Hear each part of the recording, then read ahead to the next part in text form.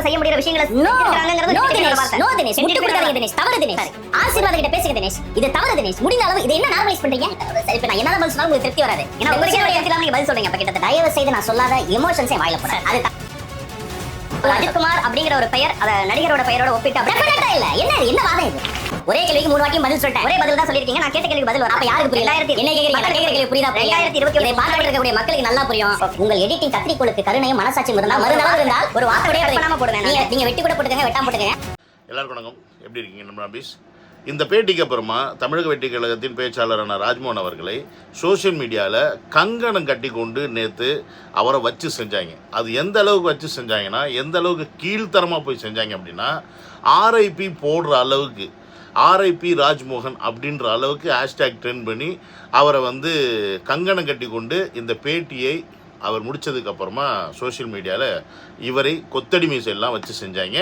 We stand for Rajmohan சொல்லிட்டு நம்மெல்லாம் அவர் கூட நின்னாலும் இவர் எந்த அளவுக்கு பண்பட்ட ஒரு பேச்சை அந்த பேட்டியில் கொடுத்துருந்தாருன்னு பார்த்தீங்கன்னா, எந்த இடத்துலையுமே ஒரு நாகரிகம் கொஞ்சம் கூட கீழே இறங்காத அளவுக்கு அந்த எதிர்த்தாப்பில் உட்காந்து கேட்குற எலும்பு துண்டுக்கு ஆசைப்பட்ட அந்த நிருபர் இருக்கான் பார்த்தீங்களா, அவன் எந்த அளவுக்கு எச்சத்தனமாக முட்டு கொடுத்தாலும் அத்தனை முட்டுக்கும் முட்டையை அவன் தலையில் பொட்டுன்னு போட்டு அடிக்கிற மாதிரி அழகாக எக்ஸ்பிளைன் பண்ணார். ஆனால் அது அவருடைய பாணி. அவருடைய பாணியில் அவர் எக்ஸ்பிளைன் பண்ணி தான் ஆகணும். பிகாஸ் அவர் தமிழக வெற்றி கழகத்தின் பேச்சாளர். ஆனால் நமக்குன்னு ஒரு பாணி இருக்குல்ல, இந்த மாதிரி மண்டையெல்லாம் போட்டு முட்டையை வச்சு அடிக்கிறதுக்கு அவங்களுக்கு நம்ம திருப்பி கொடுக்கணும்ல. ஏன்னா நம்ம எப்பவுமே கண்ணாடி மாதிரி, நீ சிரிச்சா நான் சிரிப்பேன், முறைச்சா முறைப்பேன், கை காட்டினா கை காட்டுவேன், அப்படி தான். அதனால் இப்போ இந்த கேணத்தனமாக உட்காந்து கேள்வி கேட்ட இந்த நிருபர்களையும் கங்கணம் கட்டி கொண்டு சோஷியல் மீடியாவில் வச்சு செய்த அந்த கொத்தடிமை குஞ்சான்ஸ்களையும் ஒரு சேர வச்சு செய்கிறது தான் இந்த வீடியோவில் நம்ம பார்க்க போகிறோம். என்னுடைய சேனலுக்கு யாராவது ஃபஸ்ட் டைம் வரீங்க அப்படின்னா சப்ஸ்கிரைப் பண்ணிவிட்டு பெல் பட்டன் ப்ரெஸ் பண்ணி ஷேர் பண்ணுங்கள். மறக்காம கமெண்ட் செக்ஷன் போட்டுருங்க.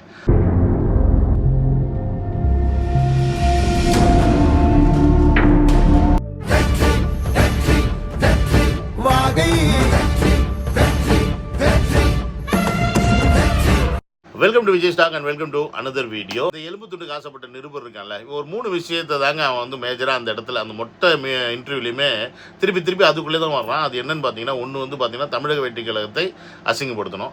ரெண்டாவது பார்த்தீங்கன்னா விஜய் ப்ரெஸ் எல்லாம் மீட் பண்ண மாட்டார் அப்படின்னு கேவலப்படுத்தணும். மூணாவது பார்த்தீங்கன்னா அஜித் குமார் அப்படின்ற அந்த பையனை தலை அஜித் கூட கம்பேர் பண்ணி ரசிகர் சண்டை மூட்டி விடணும். இது மட்டும்தான் மொத்த அஜெண்டாவாக எடுத்துகிட்டு உட்காந்துருக்கான். இவன் உண்மையாலுமே திமுக கொத்தடிமை இதுக்கு முன்னாடி இருந்திருந்தானா அப்படின்னு நமக்கு தெரியல. ஆனால் திமுக கொத்தடிமைகள்லாம் உட்காந்து ஒருத்தனை கடிச்சு கொத்தணும்னு ஆசைப்பட்ட என்ன மாதிரியான விஷயங்களை, என்ன மாதிரியான கேள்விகளை எடுத்துகிட்டு கேட்பாங்களோ அந்த மாதிரி கேள்விகளை மொத்தமாக அவங்கள்ட்ட கலெக்ட் பண்ணி கொஸ்டின் பேப்பர் கலெக்ட் கேட்ட மாதிரியே கேட்டிருக்கான். அந்த மாதிரி ஒரு அயோக்கிய பயத்தனமான வேலையை தான் அவன் செஞ்சுருக்கான். எடுத்தோடனே இன்டர்வியூவில் என்ன சொன்னான்னு பார்த்தீங்கன்னா, நடிகர் விஜய் அவர்கள் கட்சி ஆரம்பித்து 1 வருஷம் கழித்து களத்திற்கு வந்திருக்காராம். அங்கேயே ராஜ்மோகன் என்ன பண்ணார்னா, இங்கே வாயன்னு சொல்லிட்டு பொல்லேர்னு அரைஞ்சிருப்பார். உண்மையாலுமே மனசுக்குள்ளே அரைஞ்சிருப்பார். ஆனால் அதை செய்யலை. அதற்கு பதிலாக பதில் கொடுக்குறாரு. நீங்கள் நடிகர் அப்படின்னு சொல்கிறத நாங்கள் கண்டிக்கிறோம். ஏன்னா அவர் இப்போ தலைவர், தமிழக வெற்றி கழகத்தின் தலைவர். அதாவது ஒரு நிருபராக இருக்க பரதேசி நீ என்ன கேள்வி கேட்கணும்? தமிழக வெற்றி கழகத்தின் சார்பில் நீங்கள் இப்போ ஒரு ஆர்ப்பாட்டம் நடத்துனீங்க, அஜித் குமார் அப்படின்ற அந்த பையனுக்கு நீதி கேட்டு. அப்போ அந்த ஆர்ப்பாட்டம் வெற்றியா தோல்வியா அப்படின்னு கேட்கலாம். இல்லை அந்த ஆர்ப்பாட்டத்தில் நீ சொன்ன மாதிரி விஜய் அவர்கள் 3 நிமிஷம் தானே பேசினார் அப்படின்னு நீ கேட்கலாம். ஆனால் நீ எடுத்தவொடனே நடிகர் 1 வருஷம் கழிச்சு களத்துக்கு வர்றார் அப்படின்னா நீ என்ன அங்கே நீ சொல்ல விரும்புகிற? நீ என்ன பதிவு பண்ண விரும்புகிற? ஏண்டா அயோக்கிய பையில, நான் கேள்வி கேட்குறேன். ஒரு கட்சியின் தலைவர்னா நீ கட்சியை பற்றி தானே கேட்கணும், அந்த ஆர்ப்பாட்டத்தை பற்றி தானே கேட்கணும். அதாவது இந்த கொலைகள் இருக்குது பார்த்தீங்களா, இவங்க எந்த அளவுக்கு ஒரு கீழ்த்தரமான ஒரு இடத்துக்கு போயிட்டாங்க அப்படின்னா, ஒருத்தன் அடித்து கொல்லப்பட்டிருக்கான். அடித்து கொன்னதுக்கு அப்புறமாவும் இந்த 24 கொலைகள் நடந்திருக்கு அப்படின்ற விஷயம் தெரிய வந்ததுக்கப்புறமா வேறு எந்த கட்சிகளுமே செய்யாத ஒரு விஷயத்தை தமிழக வெற்றி கழகம் செஞ்சுருக்கு. மொத்தம் 24 குடும்பங்களுக்கும் நியாயமும் நீதியும் வழங்க வேண்டும் அப்படின்ற ஒரு விஷயத்தை கையில் எடுத்து ஆர்ப்பாட்டம் பண்ணது மட்டும் இல்லாமல் அவர்களுக்கான சட்ட போராட்டத்தையும் தளபதி அவர்கள் செய்கிறார். மற்ற எல்லா கட்சிகளுமே போராடுவாங்க, களத்தில் நிற்பாங்க, திடீர்னு காலில் சாயந்தரம் வரைக்கும் நிற்பாங்க, ஜெயிலில் பிடிச்சி போட மாட்டாங்க, கல்யாண மண்டபத்தில் பிடிச்சி உட்கார வச்சுருப்பாங்க, இதெல்லாம் பண்ணுவாங்க. ஆனால் அந்த போராட்டம் அதோடு நீர்த்து போச்சு. அதற்கப்புறமா அந்த போராட்டத்தை முன்னெடுத்து போகிற எந்த கட்சியாவது இருக்கா? கிடையாது. ஆனால் தமிழக வெற்றி கழகம் மட்டும்தான் ஒவ்வொரு போராட்டத்தையும் அறிவிக்கிறது மட்டும் இல்லாமல் அதை வந்து அடுத்த ஸ்டெப்புக்கும் கொண்டு போகிறாங்க. அதை வந்து நீர்த்து போக விடாமல் கண்டினியூ பண்ணுறாங்க. வக்ஃப் வாரியமாக இருக்கட்டும், அதற்கு கேஸ் போடுறதா இருக்கட்டும், பரந்தூர் பிரச்சனையாக இருக்கட்டும், அதற்கும் சட்ட போராட்டம் எடுப்போம்னு சொல்லியிருக்காங்க. இப்போ இந்த விஷயத்திலையும் சட்ட போராட்டத்தை ரொம்ப ஸ்ட்ராங்காக செஞ்சுருக்காங்க.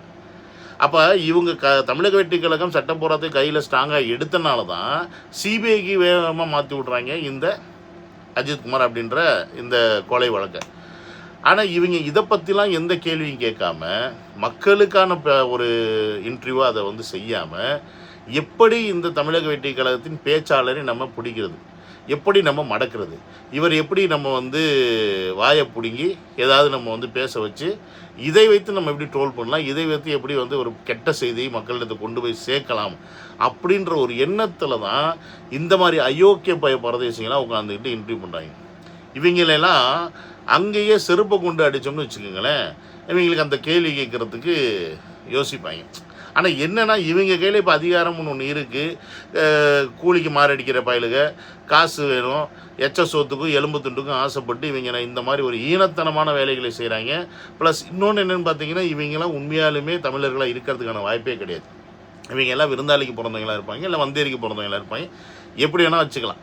அப்படி ஒரு கேட்டகரியான பீப்புள் தான். ஸோ இல்லைன்னா இவ்வளோ கீழ்த்தரமாக ஒரு 24 பேர் மரணம் அடைஞ்சிருக்காங்க, ஒரு லாக்அப் டெத் நடந்திருக்கு அப்படின்னா அந்த லாக்அப் டெத் அப்படின்ற ஒரு விஷயத்தை நார்மலைஸ் பண்ணுற மோடுக்கு இவங்க போயிட்டாங்க. அப்படின்னா இந்த பரதேசிக்கிட்ட நான் ஒரு கேள்வி கேட்குறேன், அந்த இடத்துல நீ இல்லை உங்கள் வீட்டில் உங்கள் அப்பனோ உங்கள் அண்ணனோ இல்லை வேறு யாரோ உன் கூட உனக்கு தெரிஞ்சவங்க, உன் சொந்தக்காரன் பந்தக்காரன் இவன் எவனாவது அடிபட்டு சேர்த்தான், அதெல்லாம் கூட நீங்கள் வருத்தப்பட மாட்டீங்க.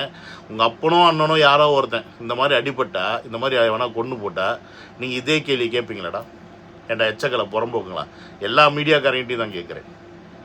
எல்லாம் அவனா வந்துக்கிட்டு இது வந்து இதற்கு முன்னாடி ஆட்சியில் நடக்கலையா, இப்போ தான் நடக்குது, இதற்கு முன்னாடி ஆட்சியில் நடக்கலையான்னு கேட்குறீங்களே. நடக்காதுன்னு சொல்லி நீங்கள் வாக்கு இது கேரண்டி கொடுக்குறதுனால தான்டா உங்களை ஓட்டு போட்டு உட்கார வைக்கணும். அப்புறம் நீங்கள் வந்ததுக்கப்புறம் அதே பண்ணுறீங்கன்னா அப்புறம் எதுக்கு நீங்கள் அதை கேட்க துப்பு இல்லாத துப்பு கிட்ட பரதேசிங்க இங்கே உட்காந்து இந்த மாதிரி கேள்வி கேட்டுட்டு இருக்கீங்க? உங்களெல்லாம் ஒழிக்கணும்டா, ஒழிச்சே தீரணும்டா. ரெண்டாவது பாயிண்டாக என்ன வைக்கிறான்னு பார்த்தீங்கன்னா, 1.5 வருஷம் ஆச்சு இது வரைக்கும் விஜய் அவர்கள் நிருபரை சந்திக்கவே இல்லையே. நிருபர்களை சந்தித்தா தானே வந்து என்ன பேசுகிறாரு, என்ன பண்ணுறாரு, நாங்கள் மக்களிடத்தில் கொண்டு போய் சேர்க்கணும், சேர்க்க முடியும் அப்படின்ற இவர் வந்து நல்ல எண்ணத்தில் இங்கேருந்து கேட்குறாங்களாமா. ஏன்னா நான் சொல்கிறேன், அவர் எதுக்கு உங்களை வந்து மீட் பண்ணணும்? எதுக்குடா உங்களை மீட் பண்ணணும்? நீங்கள் உங்களுக்கு வேணும்னா நீங்கள் அவர் வீட்டில் போய் நாய் மாதிரி காவல் கிடங்க. நான் ஓப்பனாக சொல்கிறேன். நீங்கள் மீடியா பீப்புள் இந்த மீடியாவில் வந்து இந்த கொத்தடிமைஸ் வேலை பார்க்குற அத்தனை மீடியாஸுக்கும் நான் இந்த நடுநிலையாக பேசுகிற மீடியாக்காரங்களாம் சொல்ல, அவங்களாம் வந்து ஓரளவுக்கு இன்னமும் நடுநிலையாக தான் இருக்கிறாங்க. ஆனால் ஒட்டுமொத்தமாக டிஎம்கேவுடைய அந்த கூடாரத்தில் போடக்கூடிய அவங்க சாப்பிட்டு போடக்கூடிய இந்த எலும்பு துண்டுக்காக அலைகிற நாய்கள் இருக்கீங்களே, நீங்கள்லாம் என்ன பண்ணுங்கன்னா, இவருடைய இன்ட்ரிவியூ வேணும்னா அவர் வீட்டு முன்னாடி போய் கிடைங்க, அதை செய்யுங்கடா.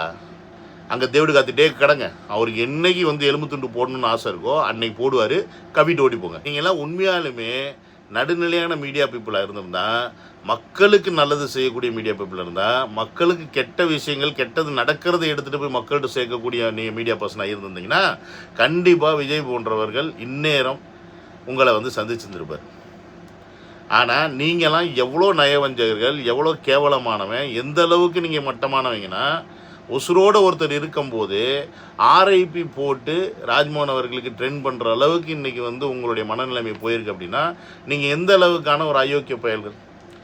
ஏண்டா ஒருத்தருக்கு நீங்கள் எந்த அளவுக்கு அவரை வேணால் நீங்கள் ட்ரோல் பண்ணுங்கள், அது நீங்கள் ரெகுலராக பண்ணுறது தான், அது பிரச்சனை கிடையாது. ஆனால் அவரை வந்து நீங்கள் ஒரு ஆர்ஐபின்னு போட்டு ஒரு ட்ரெண்ட் பண்ணுறீங்க அப்படின்னா, ஒருவேளை அதை பார்க்கக்கூடிய அவர்கள் வீட்டில் இருக்கவங்களா இருக்கலாம், இல்லை மற்றவர்களாக இருக்கலாம், அவருடைய தொடர்பில் இல்லாமல் இருக்கிறவங்க திடீர்னு அதை பார்க்கும்போதோ இல்லை தெரிய வரும்போதோ என்னப்பா இந்த மாதிரி போட்டிருக்காங்கன்னு கேட்டாங்கன்னா அவங்க வீட்டுடைய இருக்கிறவங்களோ மனநிலைமை என்ன ஆகும்?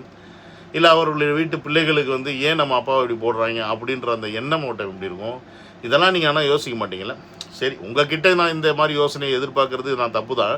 ஏன்னா 24 பேர் செத்ததையே நீ நார்மலைஸ் பண்ணுற நாதாரித்தனமான வேலையை செய்யக்கூடிய ஒரு நரியை விட கேவலமான எண்ணத்தை கொண்ட பத்திரிகை பீப்புளாக தான் நீங்கள் இருக்கிறீங்க. அப்படின்னும்போது உங்ககிட்ட இதை நம்ம எதிர்பார்க்க முடியாது. இருந்தாலும் ஒரு பேசிக்கான ஒரு கரிசனம் கூட சொல்ல முடியாது, ஒரு தர்மம், பத்திரிகை தர்மம்னு சொல்லலாம், இல்லை சோஷியல் மீடியா தர்மம்னு சொல்லலாம், என்ன வேணாலும் சொல்லலாம். இந்த அளவுக்கு கூட இல்லாத அளவுக்கு வன்மத்தை கேட்கக்கூடிய மனநிலைமையில் இருக்கீங்கன்னா மக்களை புரிஞ்சுக்கங்க. இந்த அளவு இந்த திருட்டு வீட்டுக்கு பின்னாடி வந்து போனவனுக்கு பிறந்தவங்க என்ன மாதிரி வேலைக்கு எந்த எல்லைக்கு வேணால் போவாங்கன்றதை நீங்கள் புரிஞ்சுக்கணும். இந்த அளவுக்கு அயோக்கியத்தனமாக ஒரு பத்திரிகையை நடத்தி கொண்டு இருக்கும் உங்களை போன்ற பத்திரிகைகளை தளபதி அவர்கள் சந்திக்காமல் இருக்கிறதே பயங்கரமான சந்தோஷம்தான். ஏன்னு கேட்டிங்கன்னா, உங்களை சந்தித்து ஒரு மயிரும் ஆக போகிறதில்ல. அவர் மக்களோட கூட்டணி, மக்களை சாதிப்பார், மக்கள்கிட்ட பேசுவார், மக்கள்கிட்ட கொண்டு போய் நாங்கள் சேர்த்துப்போம். அதுக்கு இருக்குது, அதுக்கெல்லாம் டீம் இருக்குது. அதே மாதிரி அவர் உங்களை சந்திக்கலைனாலும் உங்களுக்கு பொழப்பு ஓட்டுறதுக்கு அவருடைய காலில் கிடக்கும் செருப்பை நக்கி தாண்டா நீங்கள் பொழைக்க வேண்டியிருக்கு. உங்களுக்கு அவர் பத்திரிகையை பார்த்தாலும் பார்க்கலைன்னா நீங்கள் அவருடைய காலை நக்கி தாண்டா ஆகணும். உங்களுக்கு நக்காமல் உங்களால் வாழ்க்கையே ஓட்ட முடியாதுடா. டேய், நக்கி பண்ணிட்டாருங்களா? நக்காமல் வாழ்க்கை ஓட்ட முடியாதுன்றது உங்களுக்கு நல்லாவே தெரியும். அப்புறம் என்ன, நக்குங்க, நல்லா உட்காந்துட்டு நக்குங்க. அந்த காலை நக்கி கொண்டு தெரியுங்கள். உங்களுக்கு கடைசி வரைக்கும் அவர் பேட்டி கொடுக்கக்கூடாதுன்னு நான் வேண்டிக்கிறேன். அவரே கொடுக்கணும்னு மனசு மாதிரி இருந்தால் கூட உங்களை பேட்டி கொடுக்க விடாமல் உங்களை நக்க விட்டுக்கிட்டே தெரிஞ்சால் எங்களுக்கு ரொம்ப சந்தோஷமாக இருக்கும் அப்படின்றத இந்த வீடியோ மூலிமா நான் சொல்லிக்கிறேன். லாஸ்ட்டாக இவர் அஜித்குமாரை தலை கூட கம்பேர் பண்ணுறானா? டேய் எந்த காலத்தில்டா இருக்கீங்க? எப்படிப்பட்ட ஒரு எப்படி இவங்களை எந்த வார்த்தையை போட்டு நான் திட்டுறதுன்னு தெரியல. இது மட்டும் சோஷியல் மீடியாவை எல்லாம் என் வாயிலேருந்து வந்தோடனே வந்திருக்கோம். ஏண்டா பரதேசி, அஜித்குமார் அப்படின்ற அந்த பையன் பேரை மட்டுமா ராஜ்மோகன் அவர் சொன்னார்? அதுக்கு முன்னாடி அவர் ஊர், அவர் என்ன வேலை பார்த்தாரு, அவர் எந்த இடத்துல வேலை பார்த்தாரு, எல்லா டீட்டெயிலையும் சொல்லிட்டு தானே அஜித்குமார் அப்படின்னு சொன்னார். அப்புறம் எதற்கு நீங்கள் தலைவர்கள் கூட கம்பேர் பண்ணுறீங்க? கோழி முட்டி விடுற வேலை. இன்றைக்கி இவங்க இதை பண்ணதுக்கப்புறமா பார்த்தீங்கன்னா அந்த சோஷியல் மீடியாவில் ஏகப்பட்ட பேர் எல்லாமே எனக்கு தெரிஞ்சு ஃபேக் ஐடியா தான் இருப்பான். ஒரிஜினல் அஜித் ஃபேன்ஸ் இருக்கிறதுக்கான வாய்ப்பு கிடையாது. எல்லாம் ஃபேக் ஐடியா உட்காந்துக்கிட்டு அஜித் படத்தை ஃபோட்டோ வச்சுக்கிட்டு பயங்கரமாக ட்ரோல் பண்ணிட்டு உட்காந்துருக்காங்க. டேய், நீங்களே பேசுவீங்களா? நீங்களே உங்கள் ஆளை வச்சு ட்ரோல் பண்ணுவீங்களா? நீங்களே ஐடிவிங்க வச்சு எல்லாம் பண்ணுவீங்களா? இதெல்லாம் எங்களுக்கு எதுவுமே தெரியாது. நாங்கள் அந்த அளவுக்கு கடை கும்முட்டியாக இருக்கிறோம். சரி, இவ்வளோ பேசுகிறீங்களா அஜித்குமாரை கம்பேர் பண்ணி? இப்போ நான் ஒரு கேள்வி கேட்குறேன், நாண்டிட்டு செத்துருங்கடா நீங்கள். இப்போ ஒருவேளை விஜய் அவர்கள் ஜெயிக்கலை, ஒருவேளை அவர் எம்எல்ஏ ஆகிட்டார்னு வச்சுக்க, கண்டிப்பாக எம்எல்ஏ ஆயிடுவார். ஒருவேளை இல்லை, கண்டிப்பாக எம்எல்ஏ ஆவார், கண்டிப்பாக சிஎம் ஆவார். உங்கள் பேச்சுப்படி வாட்டி எப்படி சிஎம் ஆகிறது அப்படின்னு நீங்கள் எல்லாம் தொங்கிட்டு தெரியுறீங்களே. சரி, ஒருவேளை ஆகலை, ஆனால் அவருடைய தொகுதியில் ஜெயிச்சுக்கிறார். அவர் நிற்கிறது ஒருவேளை அஜித்குமார் அவர்களுடைய தொகுதியாக இருக்குன்னு வச்சுக்க. இப்போ அந்த இடத்துல அவர் எம்எல்ஏ ஆகிட்டார். இப்போ அஜித்குமாருக்கு ஒரு எம்எல்ஏவா இல்லையா? பதில் சொல்லுங்கடா கேன பயலுகளா. சரி, தளபதி 2026 ஜெயிச்சிட்டார். இப்போ அவர் தமிழ்நாட்டுக்கே சிஎம். அப்போ அஜித்குமார் அவர்களுக்கு இவர் சிஎம்மா இல்லையா? ரஜினி, கமல், சூர்யா, தனுஷ், சிம்பு, ஒட்டுமொத்த தமிழ்நாட்டு மக்களுக்கு இவர் தான்டா சிஎம். அந்த பேசிக் அடிப்படை புரிதல் கூட இல்லாமல் இந்த அஜித்குமாரையும் அந்த அஜித்குமாரையும் கம்பேர் பண்ணி நீங்கள் கோத்து விட பார்க்குறீங்க. இன்றைக்கி வேணால் நீங்கள் கம்பேர் பண்ணலாம், கோத்து விட பார்க்கலாம். ஆனால் இன்றைக்கும் அவர் பேசுகிறது, இன்றைக்கும் அவர் நியாயத்தை பற்றி ஒரு ஆர்ப்பாட்டம் பண்ணுறார் அப்படின்னா அது தமிழ்நாட்டில் இருக்கக்கூடிய மக்களுக்கான நீதியை கேட்டு தான். அப்போ அந்த மக்களில் ஒருவர் தானே அஜித், அந்த மக்களில் ஒருவர் தானே ரஜினிகாந்த், அந்த மக்களில் ஒருவர் தானே மற்ற நடிகர்கள். அவங்க மட்டும் வானத்துலேருந்து வரலையே. அப்போ இவர் கேட்டு போராடுற இந்த ஒவ்வொரு நீதியையும் மற்றவர்களுக்காகவும் சேர்த்து தான் செய்கிறாருன்றதை மற்றவர்களும் புரிஞ்சுக்கணும். அது புரிஞ்சுக்கல அப்படின்றதான் இங்கே தமிழ்நாட்டில் நடக்கக்கூடிய ஒரு பிரச்சனை. ஏன்னு கேட்டிங்கன்னா, இந்த நடிகர்கள் எல்லாமே வந்தேரிகள், அவர்கள் எல்லாமே பார்த்திங்கன்னா இந்த திமுகவின் கொத்தடிமைகள். அந்த திமுகவுக்கு ஏதாவது ஒன்றுனா உடனே வாயெல்லாம் திறப்பாங்க. அதே திமுகவுக்கு எவனாவது திருப்பி ஆப்படிச்சானா வாயே திறக்க மாட்டாங்க.